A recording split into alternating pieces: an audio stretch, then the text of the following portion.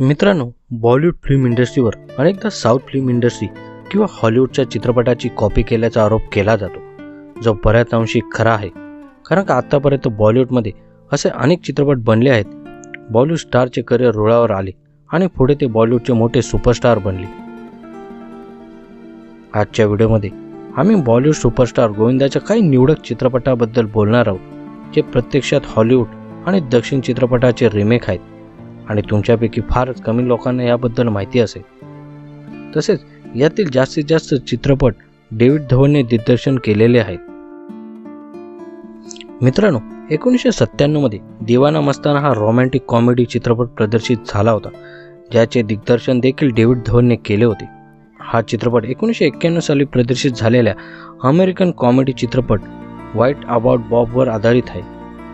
या चित्रपटात अनिल कपूर आणि जुही चावला देखील मुख्य भूमिकात होते. तसेच या चित्रपटात सलमान खानने एक छोटासा कॅमिओ केला होता. या चित्रपटाला बॉक्स ऑफिसवर चांगला प्रतिसाद मिळाला. तुमच्या माहितीसाठी सांगतो की 2012 मध्ये दिवाना मस्ताना या चित्रपटाचा रिमेक नुव्वा नेना या नावाने तेलुगू फिल्म इंडस्ट्रीमध्ये देखील करण्यात आला आहे. गोविंदा आणि अमिताभ बच्चन स्टारर बडे मियां छोटे मियां 1998 मध्ये रिलीज झाला होता. या चित्रपटाचे दिग्दर्शन डेव्हिड धवनने केले होते. हा चित्रपट शाहरुख खानच्या कुछ कुछ होता है या चित्रपटासोबत प्रदर्शित झाला होता. असे असूनही चित्रपटाने बॉक्स ऑफिसवर खूपच चांगला व्यवसाय केला आणि 1998 मधील दुसरा सर्वाधिक कमाई करणारा बॉलिवूड चित्रपट ठरला. या चित्रपटातील अनेक दृश्ये विल स्मिथच्या बॅड बॉईज या ॲक्शन चित्रपटामधून कॉपी करण्यात आली होती. डेव्हिड धवनचा क्योंकि मैं झूठ नहीं बोलता हा चित्रपट 2001 साली प्रदर्शित झाला होता.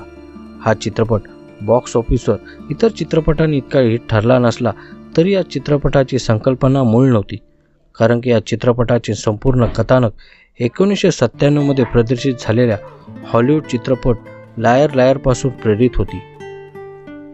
2007 मध्ये डेव्हिड धवनने गोविंदा आणि सलमान खान सोबत पार्टनर हा चित्रपट बनवला होता.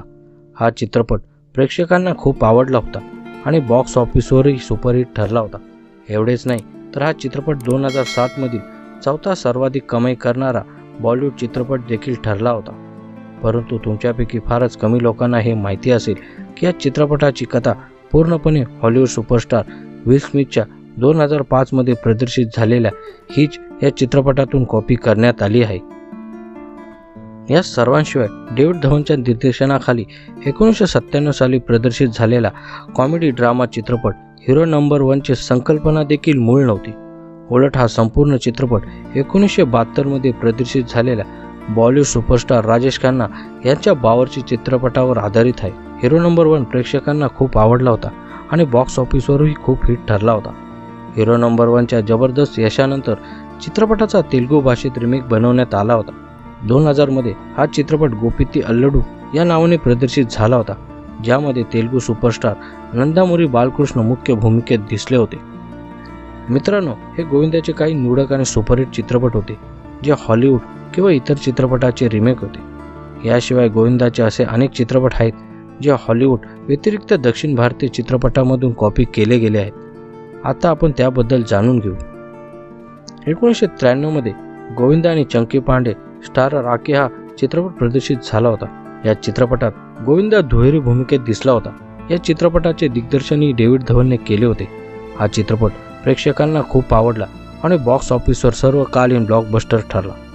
इतकंच नाही तर 1993 मध्ये प्रदर्शित झालेला हा सर्वाधिक कमाई करणारा बॉलिवूड चित्रपट ठरला.